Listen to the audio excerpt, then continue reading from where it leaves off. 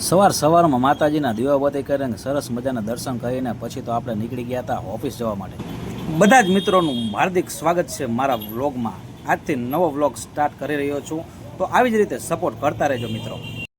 પછી તો માતાજીના દર્શન કરીને આપણે નીકળી ગયા હતા આપણી ઓફિસ જવા માટે. ઓફિસ જવા માટે આપણે તરત જ આપણા રામપ્યારીની ચાવી તમને બતાવી દઉં કેવી હોય છે.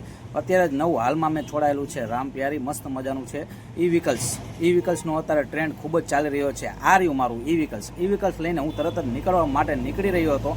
ત્યાં જ ઘરમાંથી અવાજ આવ્યો કે સરસ મજાનો મુખવાસનું એક શૂટિંગ લેવાનું હતું.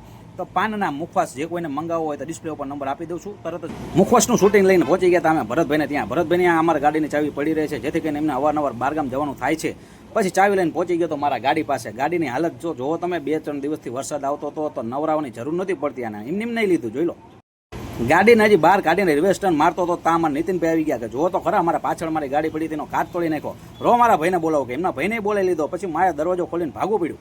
તો માંડ બચીને નીકળો અને તા તો મેં દુકાને જવાનું કેન્સલ રહ્યું, ઓફિસે જવાનું કેન્સલ રહ્યું. એટલે ચાવી આપી દીધી ઘરે પાછી અને હું નીકળી ગયો તો નેક્સાના શોરૂમ જવા માટે. કે કારણ ગાડીમાં એક નાનો એવો પ્રોબ્લેમ હતો, એ સોલ્વ કરવા માટે મારે જવાનું હતું નેક્સાના શોરૂમ. પછી તો સુરેન્દ્રનગરના રોડ ઉપર બાકાજીકી બોલી નાખી. 500ની સ્પીડે ગાડી હલાવીને જવા દીધી નેક્સાના શોરૂમે. તરત જ નેક્સાના શોરૂમ પહોંચી ગયો અને તા તો જોયું તો ઓહો વિશાલ ફાઇનલી ગાડી અંદર પાર્ક કરી દીધી. અને પાર્ક કર્યા પછી તરત જ કીધું વિશાલભાઈ 5 મિનિટ ઉભો રહો, 5 મિનિટમાં તમારી ગાડી રિપેરિંગ કરી આપું છું. તરત જ ગાડી થઈ ગઈ ચાલુ અને 5મા ગેરમાં નાખીને આપણે તો ઉપાડી સીધી જ તે ગાંઠિયા ખાવા માટે.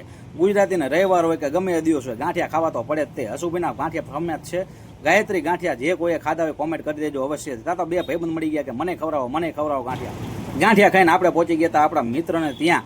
શિવશક્તિ હેરાટમાં 80 ફૂટ રોડ નવરંગ એક્સની સામે આવેલું છે શિવશક્તિ હેરાટ. બહુ મસ્ત મજાના બાલ કટિંગ કરે છે અને દાઢી પણ મસ્ત મજાની કરે છે. જે કોઈને કરાવ્યું હોય અહીંયા પહોંચી જાજો ઝડપથી. કલ્પેશભાઈને ત્યાં શિવશક્તિ દાઢી વાળ કમ્પ્લીટ કર્યા પછી તરત જ ભાઈબંધ મળી ગયો પાછો બીજો કિશનભાઈ મળી ગયા. કિશનભાઈને મોજ આવી ગઈ કે હા લાલાભાઈ તમે બ્લોગ બોલાવવાનું ચાલુ કર્યું. અમે શિવશક્તિમાં બેઠા સામે જોયું હતું કે અમારા જમે દુકાન ખોલી નાખીને સરસ મજાનું કામકાજ. તો ફાઇનલી બપોરના 12 વાગી ગયા હતા અને અમારા મેડમ થઈ ગયા હતા તૈયાર. ગાડીમાં બેસીને અમે લોકો જતા હતા બહાર જમવા.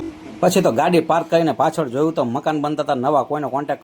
બપોર પછી હું ભરતભાઈ નીકળી ગયા હતા અમારી સાઈડ ઉપર અને કસ્ટમર આવી ગયા હતા મકાન જોવા માટે, તેની માટે બતાવવા માટે જઈ રહ્યા હતા. ફાઇનલી સાઈડ ઉપર પહોંચી ગયા અને જોયું ઘણું બધું કામ ચાલુ થઈ ગયું છે. રાત્રે ફાઇનલી બહાર જમવા માટે ગયા હતા અને ત્યાં મળી ગયું અમને મોરબીથી આવેલું સુરેન્દ્રનગરમાં ટેડીએ તો ફૂલ જ મોજ કરાવી દીધી છોકરાઓને. તો એમને ફોલો કરવાનું ભૂલતા જ નહીં. ચાલો.